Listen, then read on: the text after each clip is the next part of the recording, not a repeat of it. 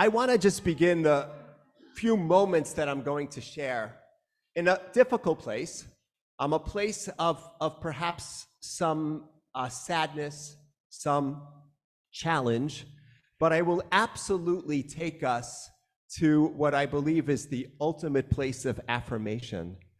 So the difficult place is a reference to something that we've all been reading about and we know exists, and that is a recognition that among teenagers in the United States and beyond, there seems to be an increase in feelings of anxiety, in feelings of uncertainty and depression. And this is something which has been noted.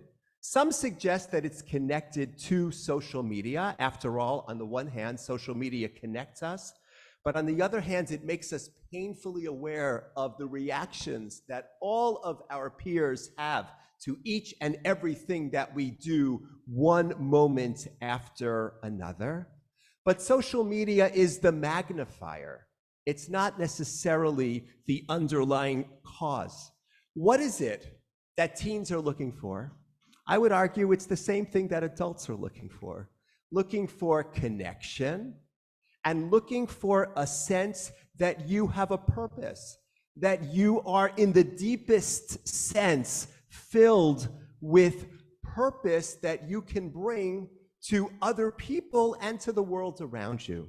So I want to start by talking a little bit about the teen experience, and then I'm going to shift to speak about what all of us across the lifespan as human beings are looking for, and how our tradition can help us to try to achieve that.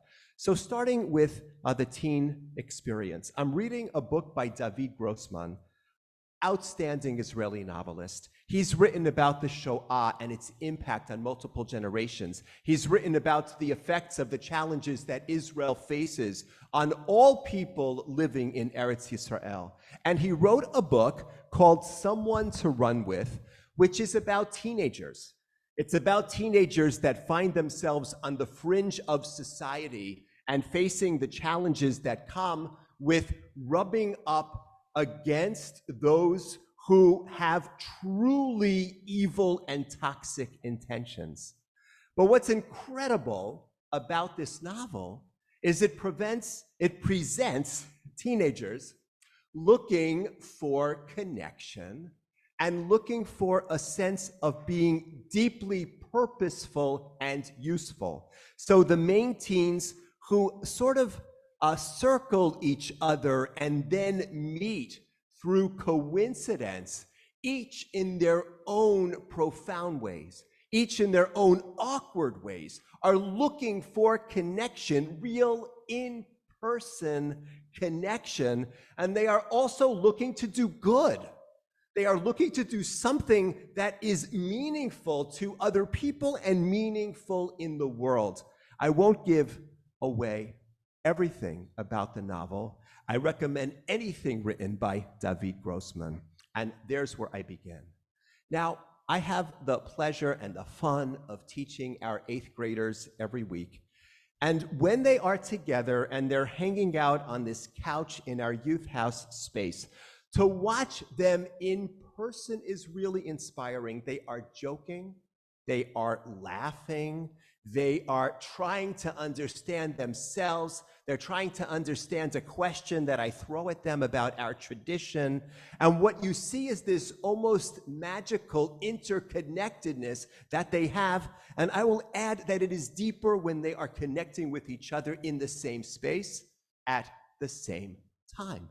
And what I have also noticed is that they need to be needed. They need to have their peers say, in the way an 8th grader says, "It's good to see you again," and to check in, and to have all of those emotional, spiritual, and social connections being fired up in the most positive way.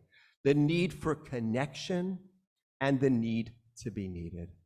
Now, as I have said to each of the directors of our Youth House program over the years, teens are not a separate species. They are part of the same species as adults. They are adults in training. Adults also are looking for connection. Adults also want to feel needed in every sense, from the most mundane to the most profound. And I'll give you an instance. I spent a few days in Teaneck with some committees from the Rabbinical Assembly. I serve on the Vayakhel of the Rabbinical Assembly, which is the Ethics Committee. And what we are sometimes called upon to do is to investigate when somebody makes a claim about a rabbi acting inappropriately in one way or another. It is very difficult work. We are trying, of course, to validate the inquiry of the person who makes the claim. We are also trying to ascertain what actually happened, and that's not so easy. We are trying to provide appropriate support for the rabbi, but sometimes there is accountability, and sometimes there is sanction that we need to recommend and impose. It is extremely complicated work. So here we are in Teaneck, New Jersey, this group and a few other groups from the Rabbinical Assembly, working on the code of ethics and speaking to each other about what does it mean to cross a boundary? What does it mean to navigate all of your responsibilities? What does it mean to try to provide accountability, but also a path of teshuvah, of repentance? What does it mean to try to rectify wrongs that have been done? And I'm not going to say more about that, but what I will briefly share is what happened the very last moments that we were together. We were sitting in a circle, and everybody was given a glass of sparkling cider in a plastic champagne flute, and we were all told, if we wanted to, that we can make a little toast about the other people who were in the room and expressing our gratitude. So one person after another expressed gratitude for the ability to be able to do good work and to be with other colleagues. Rabbis are human beings. Human beings used to be 8th graders, and we know what it means to grow up with all of the feelings of yearning and awkwardness that we carry with us our entire lives. So here we were, a group of rabbis talking about a code of conduct, and what we were painfully aware of is how deeply we need each other, how important it is for us to have the opportunity to do good work. So I just want to offer as a wider wish for all of us here, whether we are in 7th grade or 8th grade or older, that we have opportunities to be together in real space at the same time when possible, that we can do things that are useful. We have in our synagogue a group of people that are preparing to perform a play in a few days, and they are working so hard. And part of what they love about that is producing the play, but also the connections that they feel among each other. When we get together for Minyan, we are in the place where we can ask each other, how are you? I'm sorry for your loss. Are you doing any better? And if we develop the relationships enough, when someone asks us how we are, we can actually tell them honestly, even if we're not feeling great in that moment. We can feel needed and recognized and useful to one another. And that ultimately is extremely important. I don't suggest for a moment that serious issues of anxiety and depression and mental illness can be cured by seeing another person and saying hello. All of this needs to be acknowledged and recognized with the professionalism and the depth that each situation calls for. But everyone across the lifespan does better when we feel connected and when we feel useful. And so a final observation about the parasha. Everybody wondered when this sanctuary, this Mishkan was being built, was it going to work?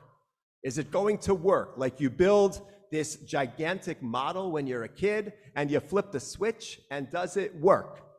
And so what does that even mean?